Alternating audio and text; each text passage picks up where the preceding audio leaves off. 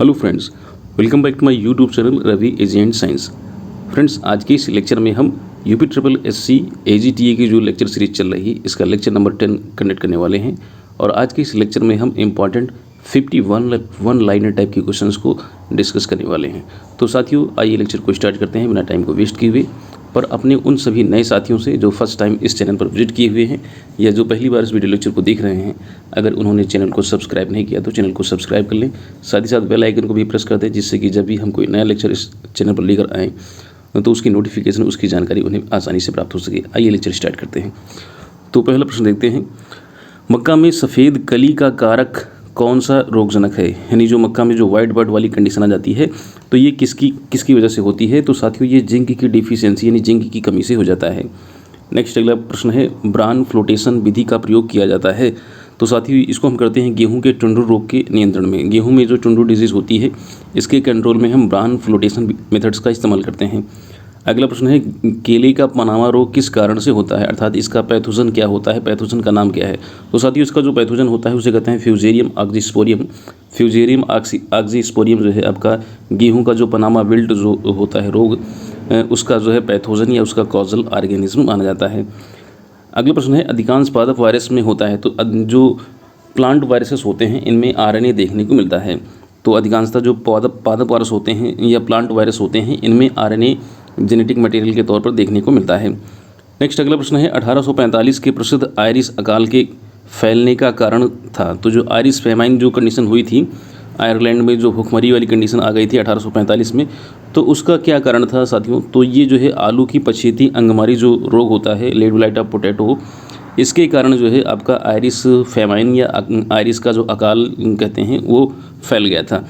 अगला प्रश्न है, सल्फर कवकनाशी बहुत प्रभावी होता है। तो साथियों, जो सल्फर फंजीसाइड होते हैं, कवकनाशी होते हैं, ये पाउडरी मिल्ड्यू में काफ़ी ज़्यादा इफेक्टिव होते हैं। जो चूर्निल आशिताएँ होती हैं इनमें ज़्यादा इफेक्टिव देखने को मिलते हैं। अगला प्रश्न है, कापर कवकनाशी बहुत प्रभावी है। तो अभी हमने सल्फर की बात की थी, अब कापर की बात कर रहे हैं। तो साथियों, कापर कवकनाशी जो होते हैं ये मृद रोमिल आशिताओं में यानी डाउनी मिल्ड्यू में जो है ज़्यादा इफेक्टिव देखने को मिले हैं। नेक्स्ट अगला प्रश्न है, धान के खैरा रोग की खोज किसने की थी? तो साथियों, धान का जो खैरा डिजीज़ है जो कि जिंक की डिफिशियंसी या के कारण होता है, अर्थात एक डिसऑर्डर है, तो इसको खोजा था YL नेने ने 1966 में। YL नेने ने 1966 में इसको खोजा था। नेक्स्ट अगला प्रश्न है, किस एंटीबायोटिक ने पौधों के जीवाणु रोगों को नियंत्रित किया था? तो कौन सा एंटीबायोटिक है जिसने पौधों के जीवाणु रोगों को नियंत्रित किया? तो साथियों वो है स्ट्रेप्टोसाइक्लिन। स्ट्रेप्टोसाइक्लिन जो आपका जो है बैक्टीरिया है, स्ट्रेप्टोसाइक्लिन एक एंटीबायोटिक है जो बैक्टीरिया या जीवाणुओं को नियंत्रित करता है।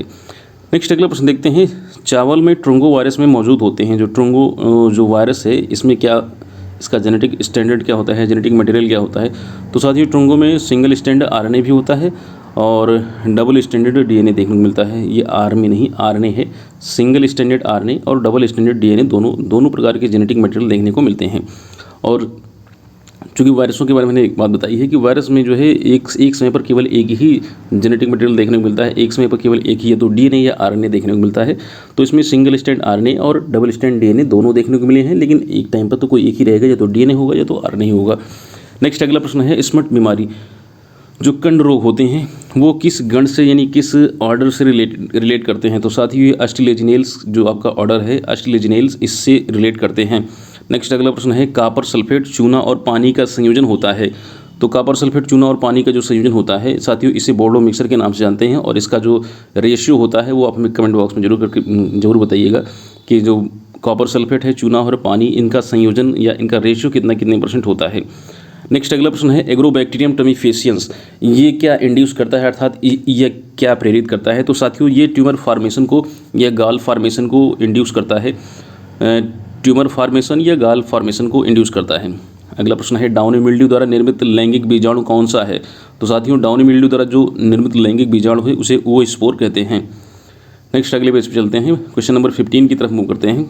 तो प्रश्न है, मॉलिब्डेनम की कमी से फूलगोभी में कौन सा रोग या कौन सी बीमारी हो जाती है? तो साथियों, उसमें विपटेल हो जाता है। मॉलिब्डेनम की डिफिशियंसी से या कमी से जो है कलीफ्लावर या फूलगोभी में विपटेल वाली कंडीशन देखने को मिलती है। अगला प्रश्न है, आम का काला सिरा एक गंभीर विकार है, डिसऑर्डर है, जो ईंट भट्ठों के करीब स्थित भागों में होता है। तो साथियों, ये हो जाता है आपका कार्बन मोनोऑक्साइड और सल्फर डाइऑक्साइड ऐसी गैसों के कारण होता है।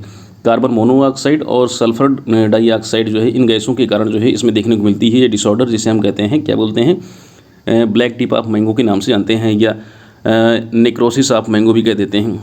नेक्स्ट अगला प्रश्न है, बीबी मुंदकर द्वारा लिखित पुस्तक है। तो बीबी मुंदकर द्वारा जो लिखित पुस्तक है fungi and plant disease, fungi and plant disease, इस टाइटल से, इस शीर्षक द्वारा लिखित पुस्तक है बीबी मुंदकर द्वारा।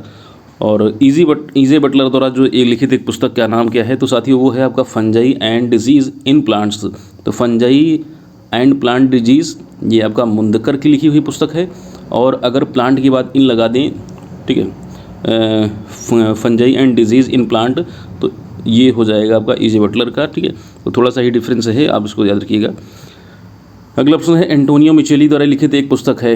तो साथियों एंटोनियो मिचेली द्वारा लिखित जो पुस्तक है उसे कहते हैं नोवा प्लेंटेरम जेनेरा। नोवा प्लेंटेरम जेनेरा नाम की पुस्तक उन्होंने लिखी थी एंटोनियो मिचेली ने। नेक्स्ट अगला प्रश्न है, बकाने रोग या फुल सीडलिंग धान का बीज जनित रोग है, यानी सीड बॉर्न डिजीज़ है। और ये होता है साथियों जिब्रेला फ्यूजिकुराई नाम का एक फंगस है, जिब्रेला फ्यूजिकुराई नाम का एक फंगस होता है, उसके द्वारा होता है ये आपका बकाने रोग, या इसे हम कहते हैं फुल सीडलिंग डिजीज़ कहते हैं।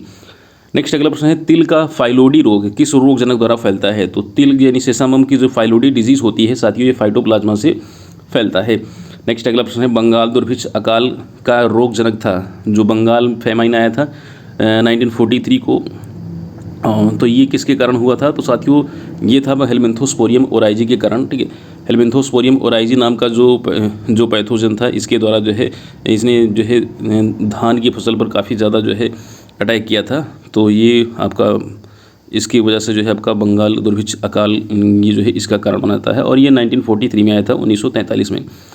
अगला प्रश्न है, गेहूं में ईयर कॉकल रोग फैलता है। तो साथियों जो ईयर कॉकल डिजीज़ है ये सूत्रकृमि या निमेटोड्स के द्वारा फैलती है। सूत्रकृमि या निमेटोड्स ईयर कॉकल के लिए रिस्पॉन्सिबल हैं। अगला प्रश्न है, क्रूसीफर में श्वेत फफोला रोग का रोगजनक है। तो साथियों जो वाइट ब्लिस्टर जो होता है क्रूसीफर में, ये एल्ब्यूगो कैंडिडा से होता है। एल्ब्यूगो कैंडिडा जो है आपका ये पैथोजन या रोगजनक है, ये कॉजल ऑर्गेनिज्म है, ये वाइट ब्लिस्टर के लिए रिस्पॉन्सिबल होता है। अगला प्रश्न है, भारतीय पादप रोग विज्ञान के जनक कहलाते हैं। तो साथियों भारतीय पादप रोग विज्ञान के जनक माना जाता है ईजे बटलर को। ईजे बटलर को भारतीय पादप रोग विज्ञान का जनक कहा जाता है। और वैसे वर्ल्ड वाइड बात करें तो नेक्स्ट अगला प्रश्न आप देख सकते हैं कि पादप रोग विज्ञान के जनक कहलाते हैं तो एंटोन डी वेरी कहलाते हैं। एंटोन डी वेरी को पादप रोग विज्ञान का जनक कहता है। और भारतीय पादप रोग विज्ञान की जनक की बात करें तो उन्हें बोलते हैं ईजे बटलर। नेक्स्ट अगला प्रश्न है, बाजरे में मृदुरोमिल आशिता का रोगजनक है। तो जो मृदुरोमिल आशिता है इसका रोगजनक क्या है, किसकी बात कर रहा है, तो बाजरे की बात कर रहा है। बाजरे में जो मृदुरोमिल आशिता होती है, मृदुरोमिल आशिता मतलब आपका डाउनी मिल्ड्यू। तो साथियों इसका जो पैथोजन है कॉजल ऑर्गेनिज्म है स्क्लेरोस्पोरा ग्रैमिनिकोला। स्क्लेरोस्पोरा ग्रैमिनिकोला बाजरे में जो मृदुरोमिल आशिता होती है उसका कॉजल ऑर्गेनिज्म स्क्लेरोस्पोरा ग्रैमिनिकोला है। नेक्स्ट अगला प्रश्न है, आंवले में आंतरिक नेक्रोसिस का कारण क्या है। तो साथियों आंवले में जो इंटरनल नेक्रोसिस हो जाती है वो बोरोन की डिफिशियंसी होती है। तो साथियों ये बोरोन की डिफिशियंसी से देखने को मिलती है। चलिए नेक्स्ट अगले पेज पर चलते हैं, क्वेश्चन नंबर 29 देखते हैं। सोयाबीन में पीला मोज़ाइक फैलता है। तो येलो मोज़ाइक जो सोयाबीन में हो जाता है ये साथियों इसका वेक्टर यानी वाहक है सफ़ेद मक्खी है, जिसे बेमेसिया टेबिसी के नाम से जानते हैं। नेक्स्ट अगला प्रश्न है, आलू की भयंकर बीमारी है। तो साथियों आलू में जो सबसे खतरनाक बीमारी है वो लेड ब्लाइट ऑफ पोटैटो है, ठीक है। फाइटोप्थेरा इन्फेस्टेंस इसको हम कहते हैं, इसका कॉजल ऑर्गेनिज्म एक फंगस है। नेक्स्ट अगला प्रश्न है, पौधों में फाइलोडी रोग का वाहक है। तो साथी जो फाइलोडी जो डिजीज़ होती है इसका वेक्टर या इसके वाहक के रूप में लीफ हॉपर काम करते हैं। लीफ हॉपर जो होते हैं वो फाइलोडी रोग के वाहक माने जाते हैं। अगला प्रश्न है, नींबू में छोटी पत्ती रोग लिटिल लीफ ऑफ सिट्रस या नींबू में छोटी पत्ती रोग होता है। तो साथियों ये किसकी कमी से होता है, तो ये हो जाता है जिंक की कमी से। साथियों ये जिंक की कमी से होता है। नेक्स्ट अगला प्रश्न है, बाजरे का मृदुरोमिल आशिता रोग है। तो बाजरे में जो मृदुरोमिल आशिता यानी आपका जो डाउन मिल्ड्यू जो डिजीज़ हो जाती है ये साथियों मृदा जनित होती है, ये सॉइल बॉर्न होती है। बाजरे की जो मृदुरोमिल आशिता है ये साथियों सॉइल बॉर्न होती है या मृदा जनित होती है। नेक्स्ट अगला प्रश्न है क्वेश्चन नंबर 34, जौ का आवृत कंडवा रोग है। तो साथियों जौ का जो आवृत कंडवा रोग होता है ये बाह्य बीजोड़ रोग होता है, ठीक है, ये है बाह्य बीजोड़।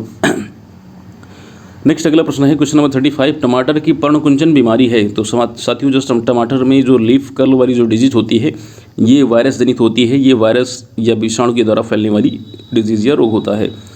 नेक्स्ट अगला प्रश्न है, चुकंदर में हार्ट गलन रोग होता है। तो साथियों जो चुकंदर में जो हार्ट गलन जो समस्या आ जाती है रोग हो जाता है ये बोरोन की कमी से होता है। पानामा रोग है। तो साथियों पनामा विल्ट जो होता है ये केले की फसल में देखने को मिलता है। नेक्स्ट अगला प्रश्न है गेहूं के सेहू रोग का कारक है। तो गेहूं में जो सेहू होता है जिसे ईयर कॉल कहते हैं निमेटोड्स के कारण होता है। साथियों ये निमेटोड्स के कारण होता है। नेक्स्ट अगला प्रश्न है मक्का में दाना कंडवा रोगजनक है। तो साथियों मक्का में जो कंडवा रोग हो जाता है दाना या ग्रेन स्मट से कहते हैं, ये साथियों अस्टिलेगोमेडिस के द्वारा होता है। अस्टिलेगोमेडिस ये इसका कॉजल ऑर्गेनिज्म या पैथोजन होता है। अस्टिलेगोमेडिस ये ग्रेन स्मट जो मक्का में होता है उसके लिए रिस्पॉन्सिबल पैथोजन या रोगजनक है। नेक्स्ट अगला प्रश्न है क्वेश्चन नंबर आपका 40 गेहूं का भूरा या पत्ती कीट का रोगजनक है। तो गेहूं में जो आपका ब्राउन या लीफ रस्ट है ये पक्सिनिया रिकॉन्डिटा जो है ये इसका कॉजल ऑर्गेनिज्म या पैथोजन होता है। क्वेश्चन नंबर 41 की तरफ चलते हैं। गेहूं के पीले कीट का रोगजनक है। तो गेहूं में जो येलो रस्ट होता है वो है आपका पक्सिनिया स्ट्राइफॉर्मिस जो है आपका, ये गेहूं में जो है आपका पीले कीट है। और एक कीट और होता है इसे ब्लैक रस्ट कहते हैं। तो साथियों रिकॉन्डिटा हो गया, स्ट्राइफॉर्मिस हो गया, पक्सिनिया ग्रैमिनिस टीटीसी एक होता है वो इसे ब्लैक रस्ट कहते हैं। अगला प्रश्न है अलसी के कीट रोग का रोगजनक है। तो अलसी में जो रस्ट डिजीज़ हो जाती है, कीट हो जाता है, तो मेलमसोरा लिनी जो है आपका, मेलमसोरा लिनी इसका पैथोजन या कॉजल ऑर्गेनिज्म होता है। नेक्स्ट अगला प्रश्न है अरहर की म्लानी रोग का रोगजनक है। तो साथियों अरहर में जो विल्ट रोग हो जाता है वो फ्यूजेरियम यूडम के द्वारा होता है।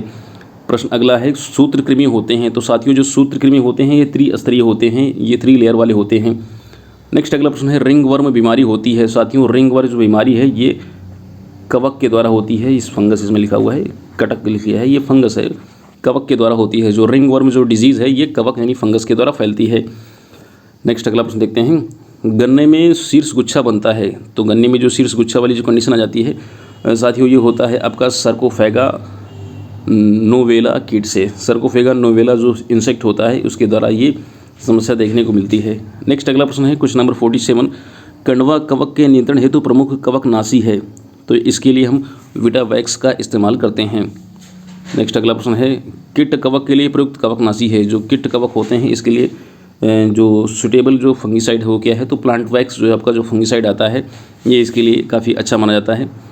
नेक्स्ट अगला प्रश्न है क्वेश्चन नंबर 49 पेंसिलिन की खोज की। तो साथियों पेंसिलिन को खोजा था अलेक्जेंडर फ्लेमिंग ने 1926 में 1926 में खोजा था। और इस लेक्चर का ये आज के लेक्चर का ये लास्ट क्वेश्चन है क्वेश्चन नंबर 50 कि आलू का विषाणु रोग फैलाया जाता है। तो आलू में जो वायरल डिजीज़ होती है साथियों ये माहू के द्वारा, माहू इसका वेक्टर माना जाता है, माहू के द्वारा फैलता है। तो साथियों ये थे इंपॉर्टेंट 50 वन लाइनर टाइप के क्वेश्चंस और मुझे उम्मीद है कि ये लेक्चर आपको पसंद आया होगा। नेक्स्ट अगले लेक्चर में आपसे जल्दी मुलाकात करते हैं, तब तक के लिए जय हिंद।